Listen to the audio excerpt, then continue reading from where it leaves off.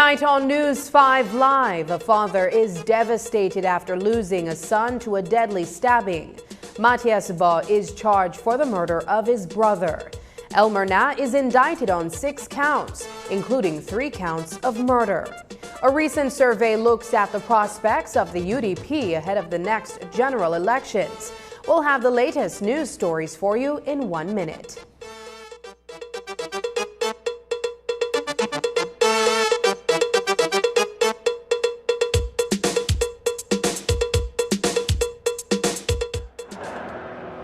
My name is Henrietta. El Patio Grill has been using Belize Bank for over 25 years. We only use Belize Bank at our restaurant. That's why we were able to win this trip to Europe. I had never been to Europe. We found out it was Madrid and we were excited and we went to this football match. The teams reached before the game and everybody was just outside, you know.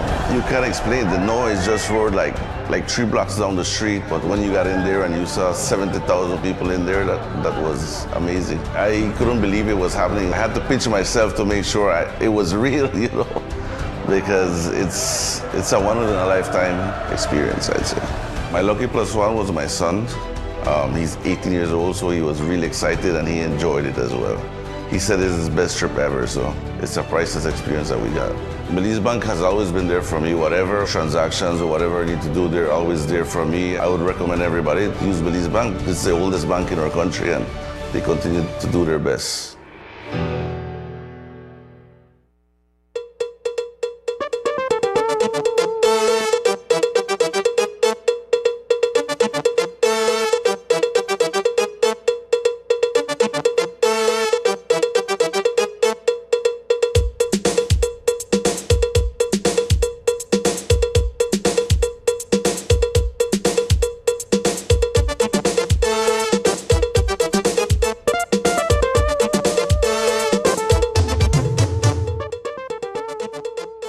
Good evening and welcome to News 5 Live for Thursday, September 26th.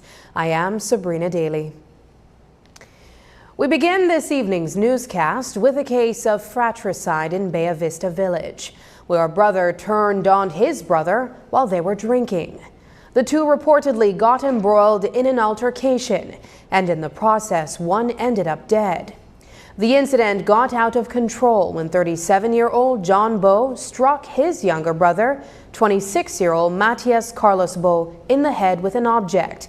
And Matthias reacted with deadly force, stabbing John in the chest with a screwdriver. The pair was arguing over a bottle of rum initially, but it soon included other issues, according to their father. Police have arrested and charged Matthias Bo with murder, while their father is preparing to bury John. News 5's Marian Ali spoke with Mariano Bo about how the incident has spun his life upside down. Here's a story. 37-year-old John Bo is dead from a stab wound to the chest. The accused murderer is his brother, 26-year-old Matthias Carlos Bo. The siblings were drinking in Bella Vista Village for much of Wednesday morning, along with a friend. Throughout their lives, the two brothers reportedly lived well together and were always there for each other. They eat together, they drink together, right here they come sometimes. I don't see what it happened. I don't know. I really don't understand it. I don't know why. There are two brothers who love one another. They take part for one another. Mariano Bo was at home sometime around 11 a.m. when Matthias arrived, apparently wounded. Matthias told his father that John hit him in the head and that he in turn stabbed John. That boy come in. I see one big cut by head. He got one big cut by head. I tell her what happened. I tell her, I say, come in, I see full of blood. Then he tell me, John Bo beat me. I say, why you know the fight? I tell her, oh, brothers, I tell her. I think I stabbed him too. But I don't know for real. I lost. Police responded to a report in the village on Wednesday around 10:47 a.m. and upon their arrival, they discovered the body of John Bo with a fatal stab wound. An initial investigation revealed that Bo was socializing at his house when his brother fatally stabbed him, while reports are that the brothers were arguing over a bottle of rum that they were consuming. Mariano Bo told News 5 that he believes his sons had gotten into a fight over a female friend who he saw when he passed by John's house just minutes before the incident happened. I just passed there about 50 minutes when this thing happened. I talked to the two of them. I talked to the next one, Matthias. I tell her, Matthias, go home. I tell her, yes, but I feel bad, they tell me. I don't got enough. I say, well, go home and go rest. I tell her, right? They were drinking. They're drinking. And the next one, John, I tell her, John, I think so, you can work today. I tell her. Say, no, Dad. They say, I can't work. I say, I want to drink till I dead. The lady, they right there with them. So the friend was a female who was with them? Yeah. I try contact she, I try find she right now, or talk to she, ask her what happened. Yeah. I know she know. Matthias's mother had been living with Mariano Bo since his older son John was a little boy, and she helped Mariano to raise him. She advised him to give up drinking. I always advise him when he come with me, I talk to him, tell him stop drink. Yes, Lynn, he tell me like that, he tell me, Leslie, I stop. I want to stop, but I don't know how to stop. You have to stop, I tell him. Go work, continue work, you don't have to drink all the time. For Mariano Bo, it's difficult to lose both sons because of violence. I feel bad, feeling bad. Like I said, the two of them in a one family, they're no joke. They're no joke. I feel it. Reporting for News 5, I'm Marion Ali. 30-year-old Nigel Williams was ambushed near the corners of St. Joseph and St. Thomas Streets as he drove his taxi on the night of March 22, 2024. He came under deadly gunfire and perished at the scene of the shooting. In the wake of the incident, police arrested 24-year-old Tyreek Supal and held him on remand for the past 5 months. Today, Supal appeared unrepresented before the chief magistrate in courtroom number 1, where the prosecution informed the court that they had received a memorandum from the DPP's office instructing that the charge of murder be dismissed against Supal. No reasons were given, but today was set for disclosure to be provided to the murder suspect. That disclosure was not ready. On Sunday, June 23rd, the Roaring Creek Police Station came under heavy gunfire while an officer stood in front of the building and his colleagues were on duty inside. Today, police informed that they have charged 18-year-old Shamar Smith of Belize City with aggravated assault, damage to property, and mischievous act. The gunman, who wore a white hoodie, opened fire at the station at around 12:30 a.m. No one was injured, but the Commissioner of Police, Chester Williams, condemned the brazen act the following morning. Investigators recovered 18 expended shells at the scene. Today, former police officer Elmer Now was indicted on 6 counts for the December 2022 triple murder of John, David, and Vivian Ramnares in Belmopan, and for the attempted murder of Yemi Alberto. He appeared in court represented by senior counsel Godfrey Smith and was read the first indictment of 3 counts of murder and 1 count of attempted murder. His second indictment included 1 count of use of deadly means of harm and 1 count of wounding, which will be tried by a jury. Now pleaded not guilty to all charges. Justice Pilgrim informed Now that he has the right to a bail application, the right to enter a guilty plea, and the right to a deduction of his sentence if he were to plead guilty. Justice Pilgrim then said that if he pleaded not guilty, his case would be heard by a judge alone. However, the second indictment for use of deadly means of harm and wounding would be heard before a jury. Now was informed of his right to enter into a plea discussion with the Crown, where he, his attorney, and the prosecution will discuss his case, after which they may offer him the opportunity to plead to a lesser charge or an opportunity for him to plead to another charge. The voir dire for the Bladen 12 defendants has finally been completed after 9 months of proceedings before Senior Magistrate Baha Showman. The 12 defendants are accused of being involved in the landing of a drug plane near Bladen Village on the Southern Highway, with 22 bales of cocaine and a cache of high-powered weapons on the night of November 5, 2021. Today, defense attorney Leroy Banner told the media what came out of the latest 2 days of court proceedings. We finally closed the hard evidence as it relates to the voir dire.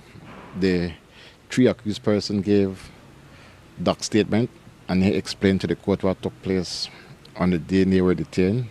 And he explained to the magistrate what ordeals they had endured.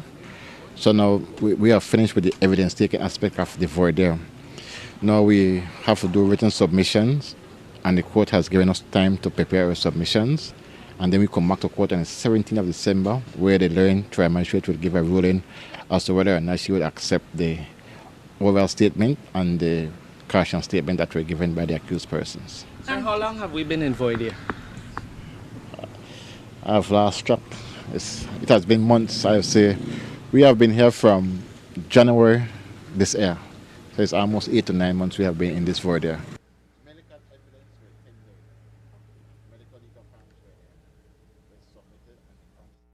Tonight, a Belize City resident is living in fear inside his own home after he was allegedly targeted during a raid of his property on Monday night.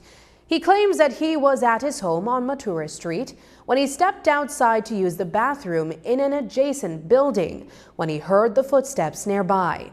He claims that shortly after, he found himself face to face with a group of police officers suited in dark clothing. Fearing for his life, he surrendered, showing he had no weapons on his person. Nonetheless, he alleges that he was shot at several times with rubber bullets and taken to the police station. He says that the event has left him traumatized and concerned for the well-being of his newborn child.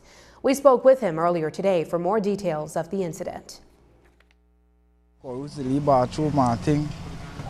And when time it sound like people run through the yard, so when I come up back to go back here at my family house, I come up back and I run straight into a gunman. As he see me, he bust a shot at me, and I run for my life. I just got man who ban a thing, understand me? I run for my life now. When I run now, they bust 2 more shots at me. And when I don't surrender, when I surrender, then they shot me. You understand? I end up the hospital or thing. I have to go check X-ray to see if they damage one of my ribs or something. You understand? They did me real stiff. Real stiff. You understand? Around what time did this happen? But around 11, 12 or so. So you're unsure of who shot you, or what? How did you know that it was a gunman that was in the area? I mean, they don't know man say no own, you understand? When I come out, I see some man like he just in a full black, mask down everything. You understand? Then when I come out now and I get the sense the police that then I go to surrender. And I surrender, as I surrender they shot me, I think. So you were unarmed and you were not making any threats towards them or anything? I'm unarmed and I have no firearm or not on, you understand? And did they state a reason for coming to raid your house? No, they don't tell me not on.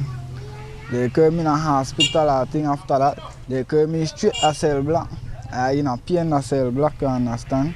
After I go back to the hospital this morning, later, so I got check up I think, see if they damage part of my inside or something. And when I don't use bathroom, I come up because I hear people run through the yard. I have to go back upstairs in my family house, go lock up and thing. And right there, so I walk straight up into him. As he see me, he bust a shot at me and I run for my life, you understand? And I know I dead left my newborn, you understand? I left my fatherless. Have you made any reports against the officer, or are you seeking legal action? Yes, ma'am, I seek legal action right now. I look for go back to the station go make a report because I just got legal call for a hospital, understand? Coming up, survey says possibly 4 out of 10 for UDP in Belize City in 2025.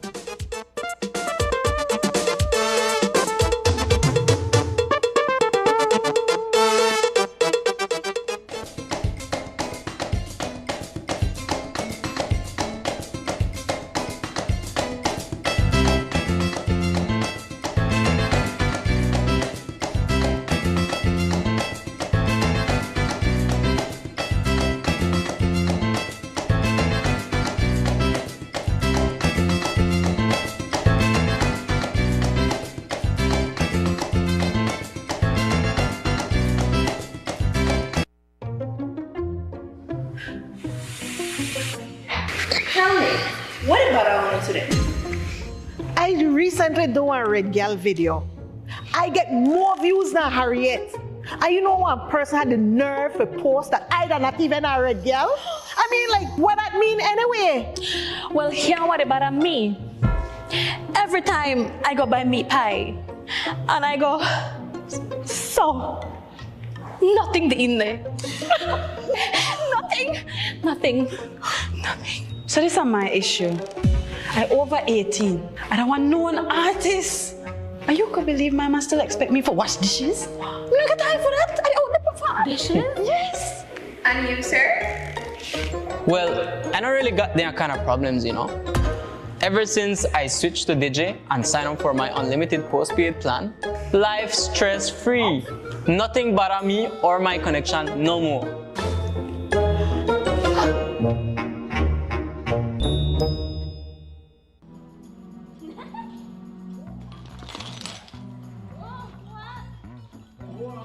Evening, everybody.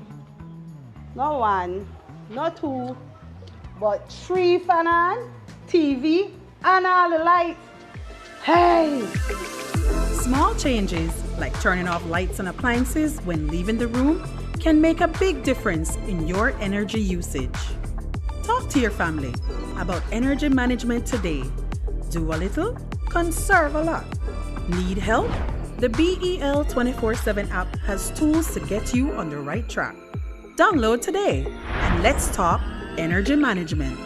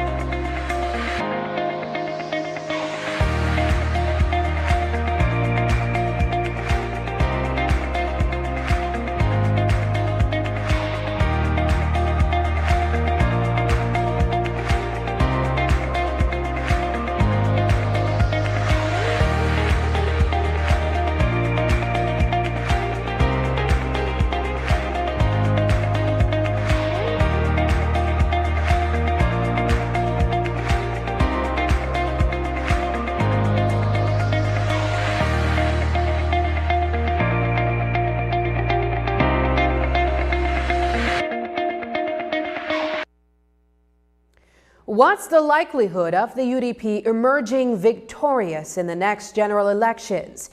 And how many seats can the embattled party clinch during the upcoming exercise? A recent survey conducted by Viking Strategies set out to determine the potential of the United Democratic Party based on a recent survey. While the UDP was soundly defeated at the polls in 2020, the results of the survey indicate that the party can expect a national vote share of 42 to 44%. This was also determined using election data in Belize from 2008, 2012, 2015, and 2020. Here's News 5's Isanika Tano with that story. The United Democratic Party is currently navigating through one of the most tumultuous periods in its illustrious history. Internal strife and unprecedented discord have left the party more fractured than ever before. The rift between the Alliance for Democracy and the UDP leadership has deepened, primarily due to conflicting interpretations of the party's constitution. Amidst this latest wave of disputes, a new analysis has emerged, shedding light on the UDP's prospects as the 2025 general election approaches. An analysis of all 31 constituencies was recently conducted by Viking Strategies, using the results of a survey carried out by Belizean voters. Of the 10 seats available in Belize City, only 4 are likely to go red, including Albert, which is described based upon probability models as a toss-up. In that division, incumbent era Representative Tracy Panton is being challenged by PUP Councillor Kaya Katous. Since tossing her hat into the political arena, Katous has hit the ground running. The feedback has been very good. I mean, people want a change. They want a young, dynamic leader who is coming in to work for them, and they coming in from the local government level. I mean, they have seen the work that I've been doing not only in the Albert constituency but across the city, and now to be zoning in only on that one constituency, I mean, it means a lot to them and it means a lot to me. Historically, Albert has been a more competitive constituency. In the 2012, 2015 and 2020 general elections, the United Democratic Party has held on to the seat, but the PUP has been making inroads. In 2020, the UDP won by a narrow margin. Going into 2025, with a seemingly formidable opponent, Albert remains a toss-up.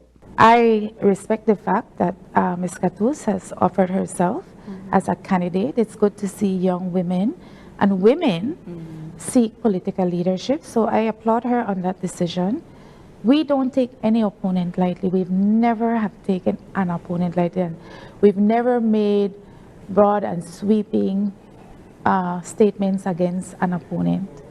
We know what our job is, and our job is to serve the people. And when you serve the people support you. That has been my experience. And we don't intend to change our strategy because it has worked, and it has worked very well for my campaign, and we'll continue to do so. With Panton ousted from the UDP, all eyes are on who will step up as the new standard bearer for the opposition.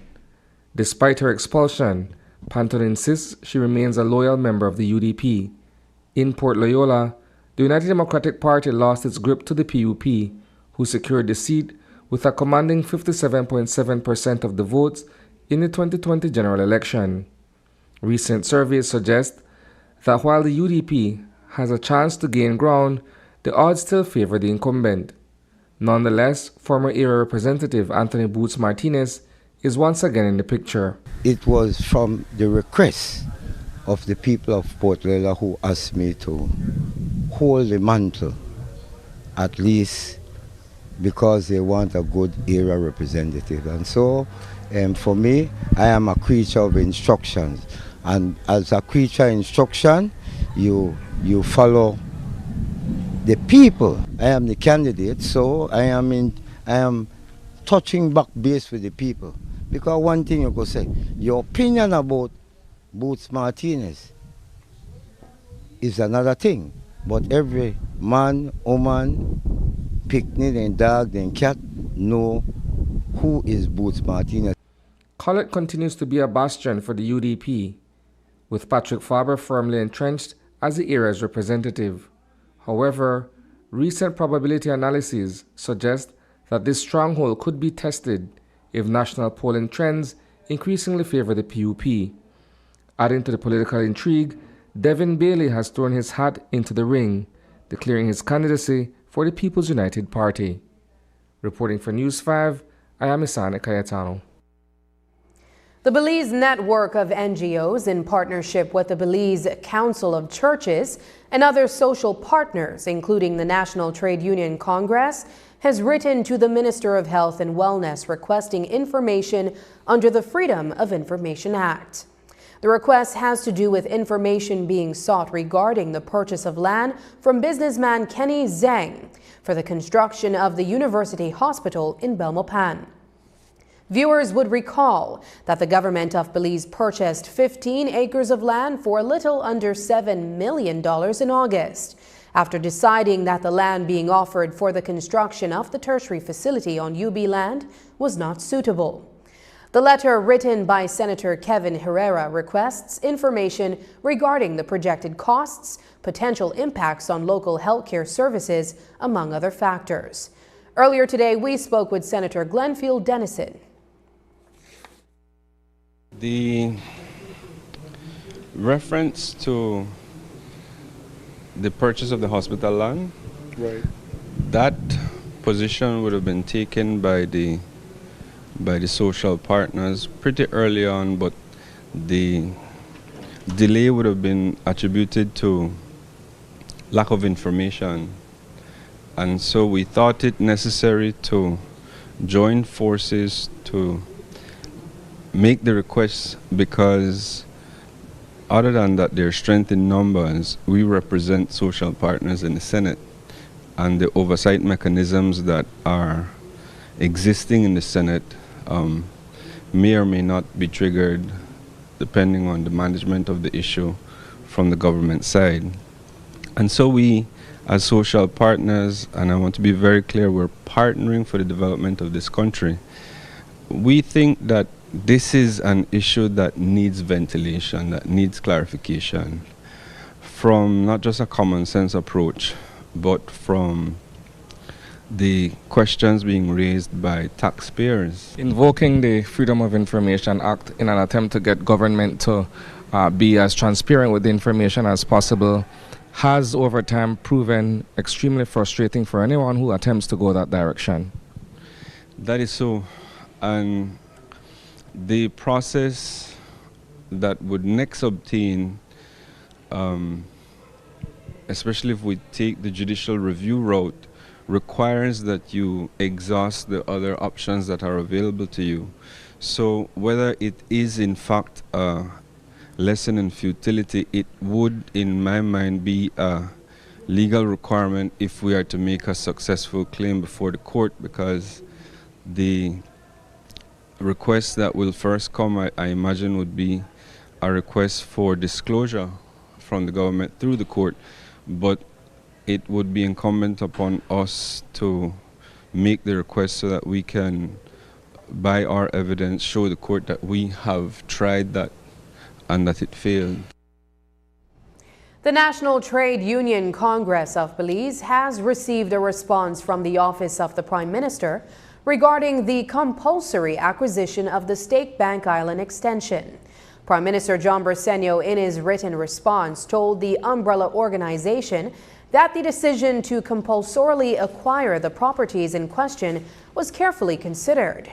But the NTUCB is not entirely convinced. Here's Union Senator Glenfield Dennison with the NTUCB's position on the matter. I would say it's rooted really in the constitutional protection of arbitrary deprivation of property. Inherent in that would be that you can reasonably take away someone's property. The methodology that the government chose to use is what we are trying to do our part as social partners to highlight to the government. This is not a criticism of the government as such. This is us looking through our lens and saying, hey, there are two pieces of legislation on the law books. They're both over 75 years old. The acquisition of property exists, to me, at the intersection between the private interests of Mr. Feinstein, the commercial interests of the receiver, and the government as in its responsibility to the public. And as we're trying to unpack that, we can see that there definitely will be a lawsuit. And I won't comment about the lawsuit itself, but insofar as the two pieces of legislation that exist for acquiring land, it's important that we see that they both achieve the same thing, the compulsory acquisition of private lands. But they vest that ownership in two different places. So under the promoters legislation, it would vest the compulsory acquired land in the private entity, but in the public purposes acquisition act, it vests the interest in the government. The People's Constitution Commission met here in Belize City today as it begins to finalize its work. Today's session was closed to the media, but we were able to get a brief interview from Chairman Anthony Chinona for an update. Here's what he shared with us. We have been meeting ever since we finished the public outreach, which was back in May 2024. And the process is to review what the people have said and formulating it. So as soon as that is completed and we are at the stage, we will come to the media. We are saying this will probably be around the 8th of October and present what we have done. So it's an important engagement which I cannot go into any details at this time.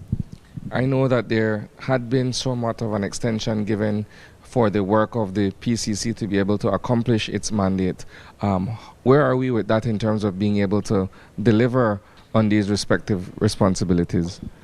Well, the public outreach, to the surprise of all of us, enjoyed tremendous success. People in Belize actually showed up at these sessions, participated in the call for papers, responded to the text blast. And so we were unable to collate all of that information within the 18 months. So the law provided for us to apply for a 6-month extension, and we are now to be finished on the 14th of November with the final report. But we will be producing an interim report with the first draft to all stakeholders so that there's some transparency and validation to the process. After the break, the life of legendary boxing trainer Henrietta Gill. But first, here's the weather update with data from the Belize Met Service.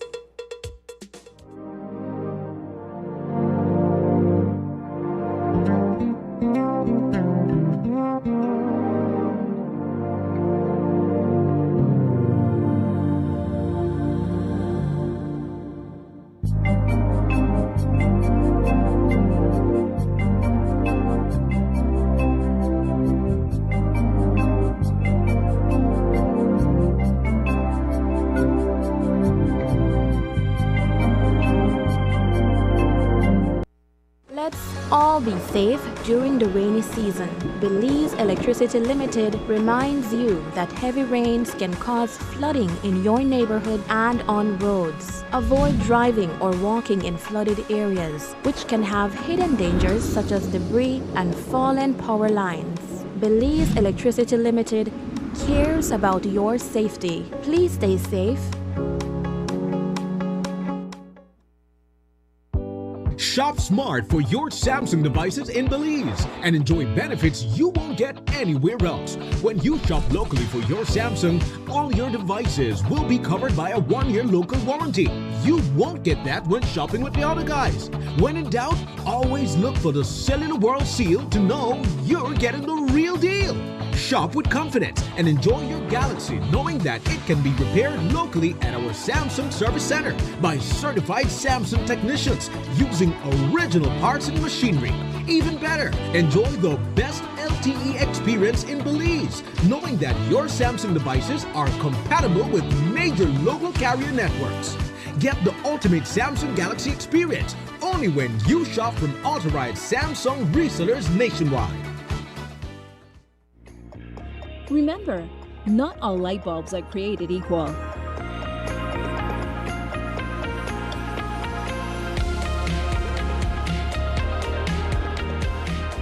Our lighting department offers a wide assortment of light fixtures and accessories to suit your style.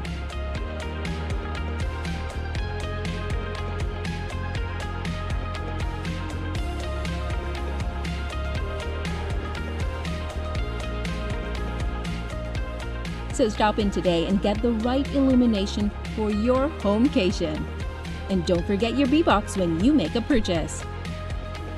Benny's, quality and savings. MacNav Visual Strategies, where creativity meets business. Step inside our world of innovative visual solutions.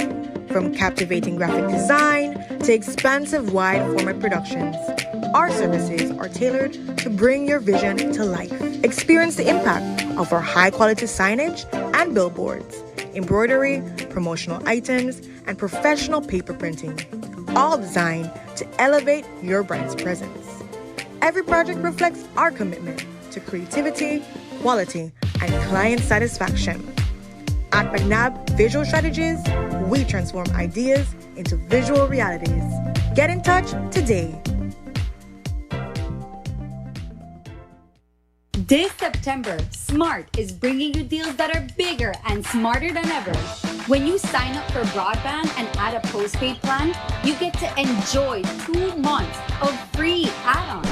Customers that sign up for a select plan or above and get phones for as low as $80. It doesn't end there. Switch to Smart Prepaid and get more value for your money. Switch your chip and get your SIM for only $1. One large social media data bundle for 3 months and phones for as low as $60. Smart has bigger and smarter deals for you. Promo ends September 28th. Smart, bringing people together. Well-known boxing trainer Henrietta Gill turns 91 years old this year. She's among the unsung heroes in Belizean sports. Gill's passion for mentoring young men and molding them into model citizens, even if they were locked up behind prison walls, made her a role model. The athletes she trained were very good and won medals, a testament to her skillfulness. She did all this in the 80s and 90s, at a time when women were not being welcomed into the sport with open arms. In tonight's episode of Belize on Real, News 5's Paul Lopez looks at the contributions of Henrietta Gill to boxing in Belize.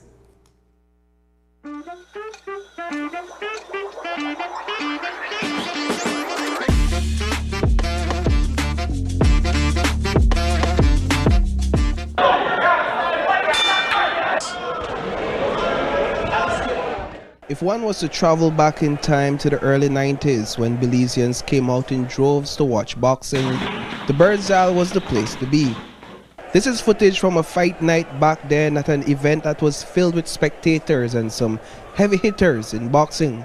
At ringside, among the trainers, stood one woman who brought immense value to the discipline. I want your jabs up and come back down, okay? Work the body and the head. You understand what I'm telling you? No go to the back of the man, okay? Henrietta Gill is a legendary boxing trainer. She was in her late 50s and aging gracefully when these videos were captured. At the time, Gill was a trainer for the Adolphus and Civic gyms.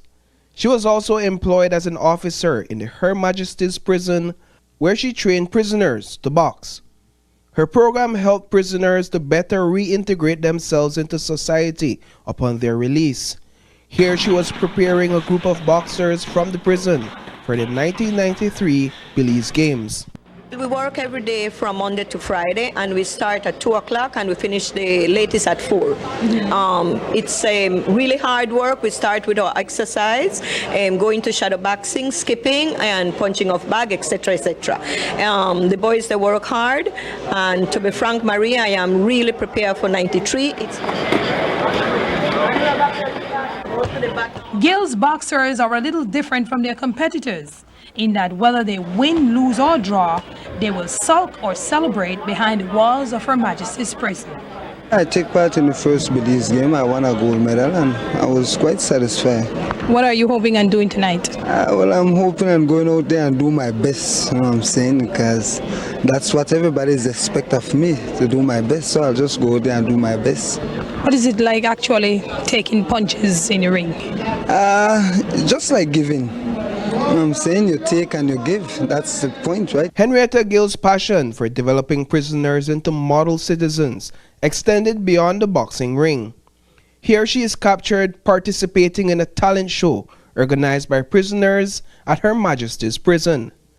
In 2022, almost 3 decades later, News 5 caught up with an 89-year-old Gill in Belize City, still active and very cheerful. Now, the first thing you have to train your boxers is to drop in their stance. You know, anytime you tell a boxer drop in the stand, they put their right foot because they right with the right hand. But no, and you see the body is turned, so you don't. When you say drop in your stand, it's the left. And this is your position. You can block anything from there. You see? And this is the punch. And when the punch comes, it comes, woo! That's the punch. I feel great.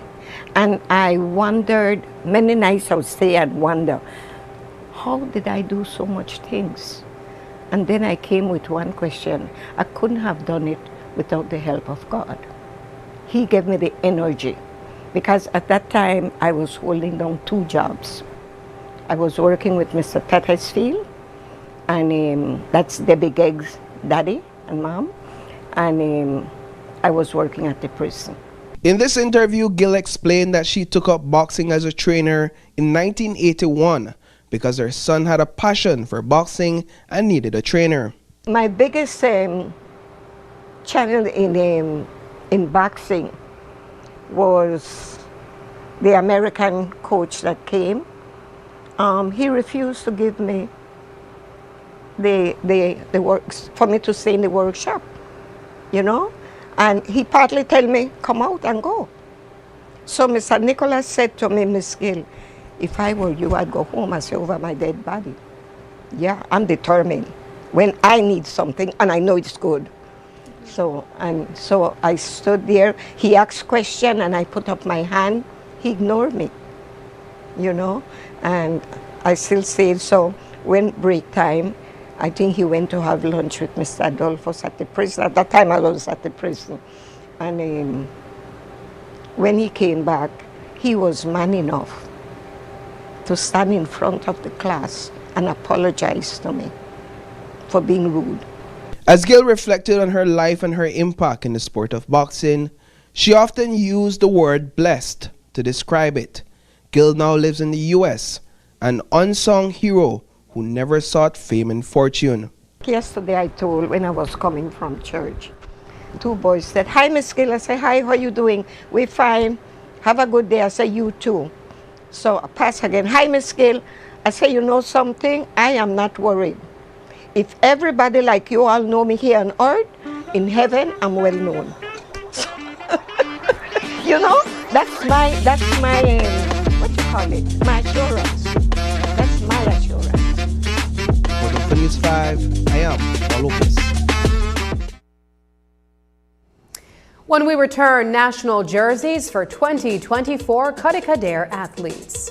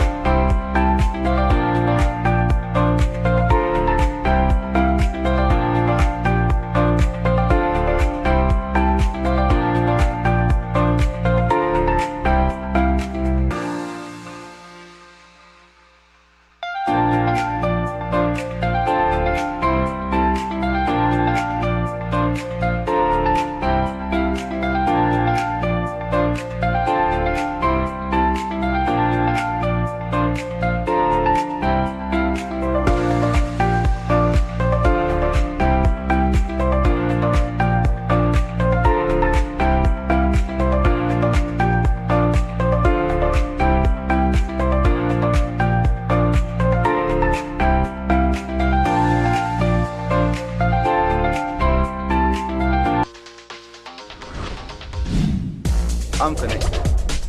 Yo, I'm connected. We're connected. Create the perfect broadband bundle that fits your style with Smart Connect.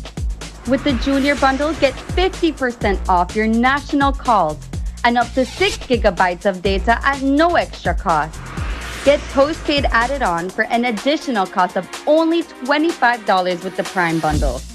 Stay connected with unlimited smart-to-smart calls plus 6,300 megabytes of data and free international minutes.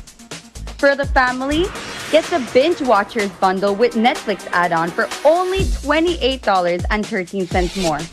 This bundle gives you 4 profiles with unlimited streaming on multiple devices. Visit a showroom near you to sign up and personalize your own bundle combination with Smart Connect. Smart, bringing people together. So the doctor has given me 5 days off. How do I get paid from Social Security? This is how Social Security works for sickness benefits. First, you must check that you qualify. You must be employed when you got sick. Have made 50 paid contributions. Have made 5 paid contributions within 13 weeks immediately before getting sick. To ensure that your processing goes smoothly, be sure to complete and submit your claim form within 14 days of the first day of illness. Thanks, I get it now. Visit our website or contact any of our offices to have someone assist you. Also, be sure to visit our Facebook page and give us a like to stay informed. Social Security Board, safeguarding you, your family, your future. We are 8 days away from the start of the 2024 Codicader Games in El Salvador. Belize is sending athletes to compete in 5 sporting disciplines.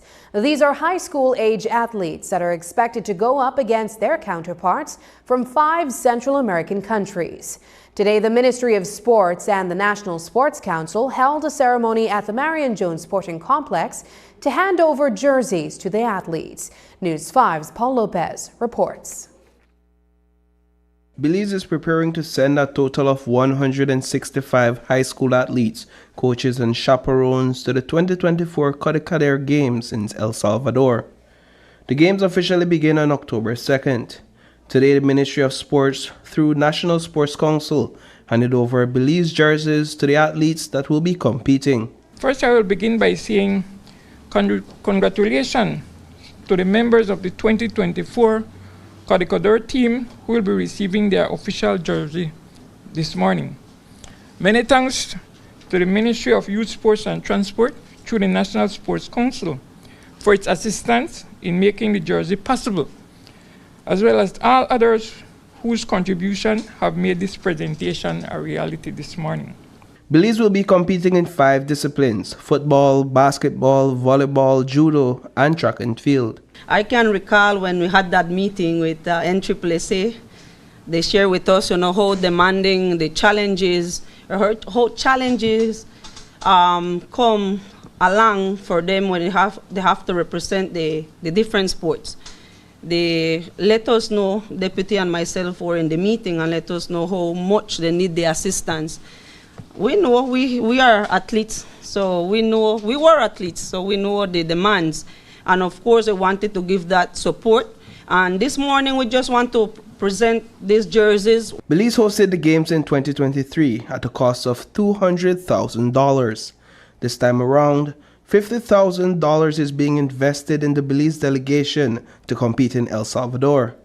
Minister of Sports Roderill Ferguson will be traveling with the delegation as a special invited guest to the games. Because we have to make sure we provide for the athletes. As when Marvin said, we have to make sure that everybody is registered. And to register one athlete, I think it's $60 US. If you multiply it by 167, it's over $10,000 US just for registration. We have to buy uniforms and gas for the young people as they travel. It's under 18 sports going on in Salvador, starting the 2nd of October. For you, what do you hope to get from your attendance at these games? Well, it's only symbolic. They request that the minister of the different countries attend at least the opening ceremony. So I'll be there at least for the opening ceremony and then return back and go to another activity. But it's a symbolic thing for the country of Belize that the Minister of Sports is there. The jerseys were handed over to the coaches and chaperones as the athletes were at school during this time of the day. But assurances were given that they are prepared to compete and represent Belize. Gwen Lizaraga High School, St. Catherine's Academy, King's College. I don't see anyone from SJC, but I know that they're representing schools from the immediate Belize district, and then we also have the schools outside of Belize district. This one was a little bit fast, but we just believe from National Sports Council point of view that it's important to do a presentation from Minister Ferguson, Minister Usher, the Director of Sports, the Chairman of the Board and the Board of Directors of the National Sports Council. We believe that we could invest a little bit more directly in the athletes by providing the jerseys, the alternate jerseys for all the team sports, and also the polo shirts, which is called the walk-arounds, and the sweatsuits, the traveling sweats. They are scheduled to begin their travels on Monday. Reporting for News 5, I am Paul Lopez. Earlier this week, we told you about Belizean basketball phenom Douglas Langford Jr. and his scholarship to play basketball at Harvard University. Following the news of his accomplishment, the Ministry of Sports issued a release congratulating Langford and sending him well wishes. Today, the minister reiterated that message issued in the release. We also asked him if Belizean athletes must leave the country to enjoy that kind of success. Well, we did something in black and white about 2 or 3 days ago. Douglas, I saw him grow up as a child. He's now 17 years old. That's a major accomplishment for the country of Belize. So on behalf of the country of Belize, I want to congratulate Douglas Langford and his family in particular, his mom and his dad, for pushing him to reach where he is today. I'm hopeful that he will become a member of the NBA in the next 3 or 4 years. Do athletes have to leave the country to be as successful as him? Well, to a certain extent, because we are a very small country, less than 400,000 people. If you notice, Douglas left when he was 14 years old, and his parents is still here. So they pushed him to go there. So I guess, I don't think so, but that is a protocol I see established over the last couple of years. In June, the Ministry of Sports launched an app called Support Sports. The app must now be redone. Support Sports was launched to give everyone at home and abroad a chance to contribute towards the efforts for Belize's athletes. But according to Minister of Sports Rodwell Ferguson, the app was overtaken by glitches and not accomplishing what the ministry set out to do.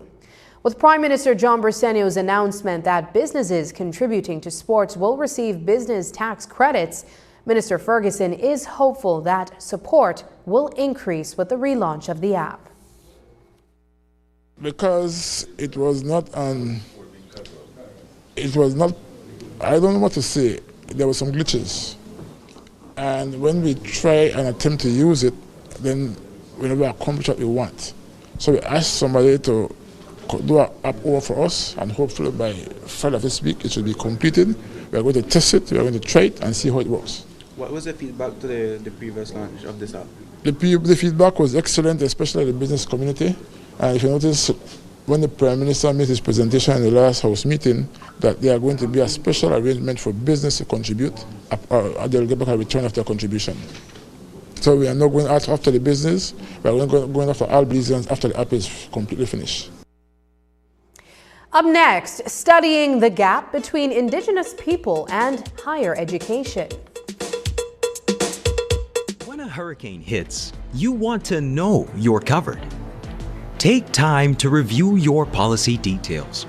Are you adequately covered for hurricane damage? Visit us at 1 Coney Drive in Belize City or one of our convenient countrywide agents. Don't face stormy weather without the right insurance. Having the correct coverage is priceless. Remember, it pays to get it right with RF&G Insurance, a Roe Group company. Have you designed a project that protects and preserves our vital mangroves? Now's your chance to be recognized as a mangrove conservation champion. Join Join the Mangrove Friendly Development Challenge, a national competition celebrating innovative designs that enhance and preserve mangroves on private property. Developers, landowners, and other interested groups are welcome to register before October 15th, 2024. For more information, visit mangrovefriendlychallenge.org.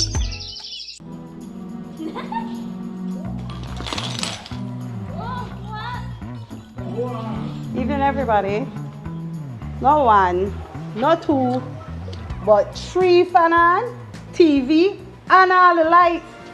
Hey! Small changes, like turning off lights and appliances when leaving the room, can make a big difference in your energy usage. Talk to your family about energy management today. Do a little, conserve a lot. Need help? The BEL 24/7 app has tools to get you on the right track. Download today and let's talk energy management. Ladies and gentlemen, this is what you've been waiting for. In this corner, we have the masters of limitless power and unbeatable connections. Pioneers of 4G LTE in Belize. It's the undefeated champion, Smart. And in the other corner, struggling to keep up, it's the other guy. Fight!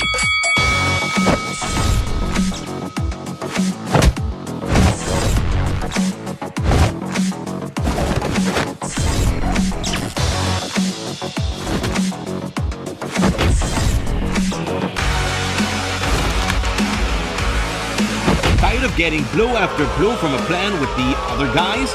It's time to tap out and join the winning postpaid plan provider. Smart's postpaid plans are a total knockout to the competition, and they have once again powered up their postpaid plans. Sign up for one of Smart's boosted postpaid power plans today and experience the victory of superior service. Smart, bringing people together.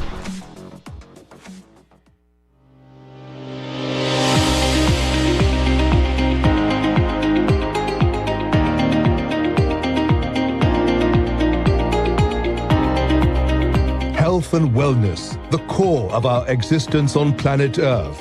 Let us hear the voices of our very own citizens, our local and regional medical community, scientists and climatologists. Caribbean Medical TV is geared to developing a consciousness in our people in terms of our health and lifestyle. Knowledge is a very powerful tool, and we must empower ourselves with the information to protect against chronic and other related diseases. From the impact of climate change on our health to NCDs, Season 3 of Caribbean Medical TV tackles the challenges we all face, giving our citizens hope for a better tomorrow. Caribbean Medical TV on this station.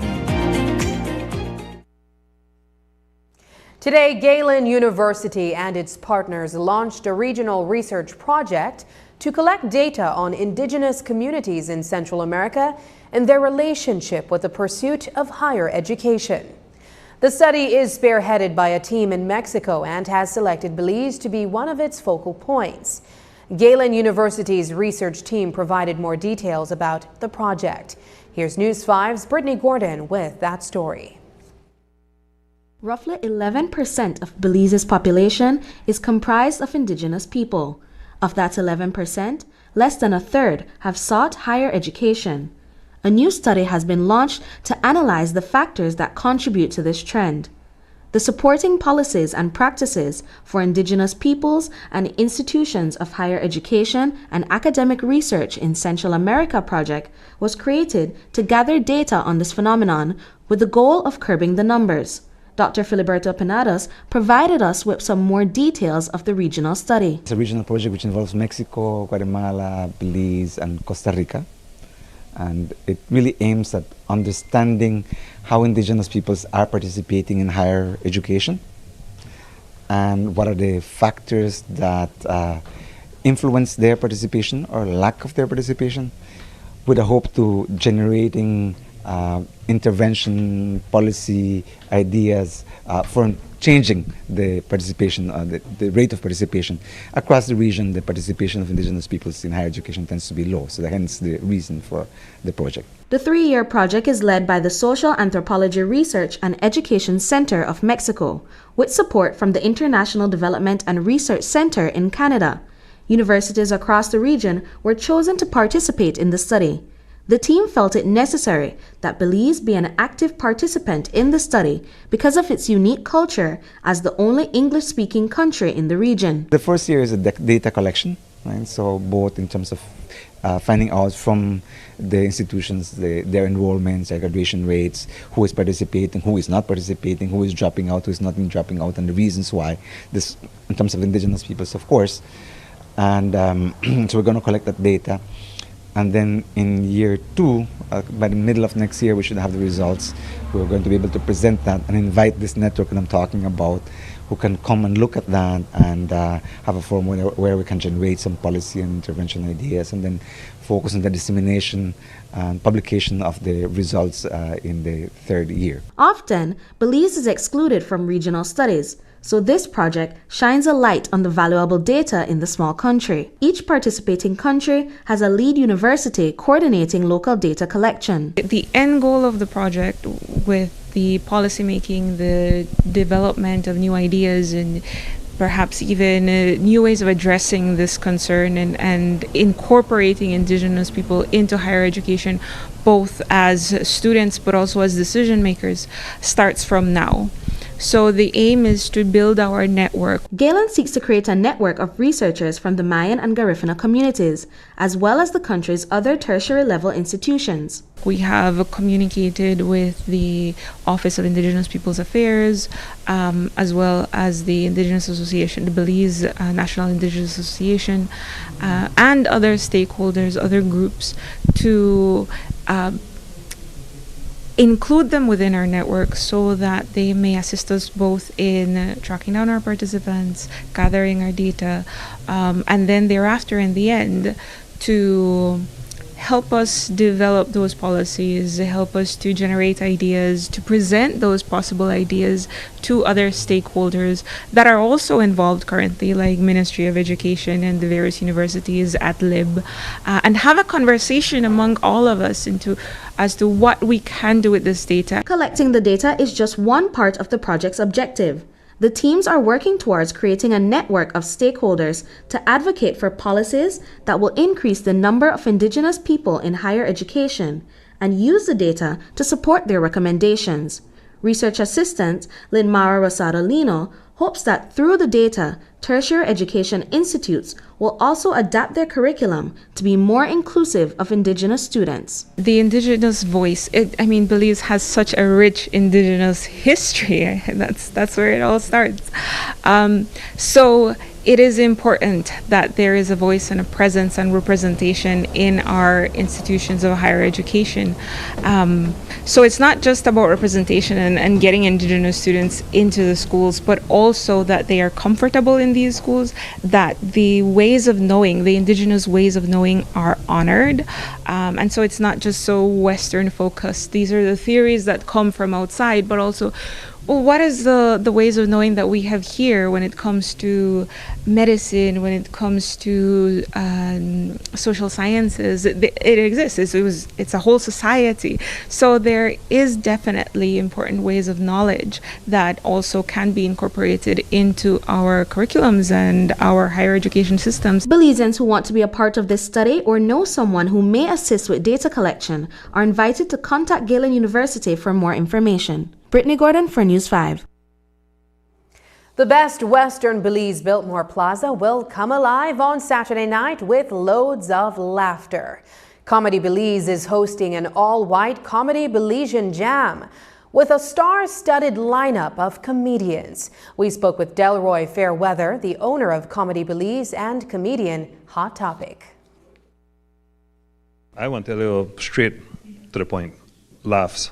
This is what it's going to be about on Saturday, just straight laughter. From the time you get in that building until the time you leave, it'll be nothing but solid laugh. The lineup, it's a firebrand lineup. again, like I said, I always work with Hot Topic to bring these guys. He's like I would call him like a mentor and also like a consultant, because in this comedy game, you need to have someone who knows what's happening out here. Again, Saturday night, starting at 7 p.m. sharp. That's what we pride ourselves with. Best Western Biltmore Plaza, $60 for the tickets. Like I said, you could reach out to the Biltmore for tickets, 610-2601, 610-5190 for tickets, or we could use the baddest app about Belize right now, Quick Pass, yeah. It feels good to always come back and also build different lineups. We always cater to the people in Belize. Anything we see our mind racing, we want to talk about it, bring, laughter to it, and just have a good time. So the crowds get bigger every time. So that's what we're looking forward to this Saturday. Yeah. So things that you see that you might not want to talk about, we're going to talk about it. We're going to make it funny. From the P. Diddy to the Shine to the whatever, you know what I'm saying? Anything. We just know how to twist it and make laughter come out. And that's the news. Tonight's broadcast is available at channel5belize.com, on our Facebook and on YouTube. I'm Sabrina Daly. Thanks for joining us, and from all of us here at News 5, good night.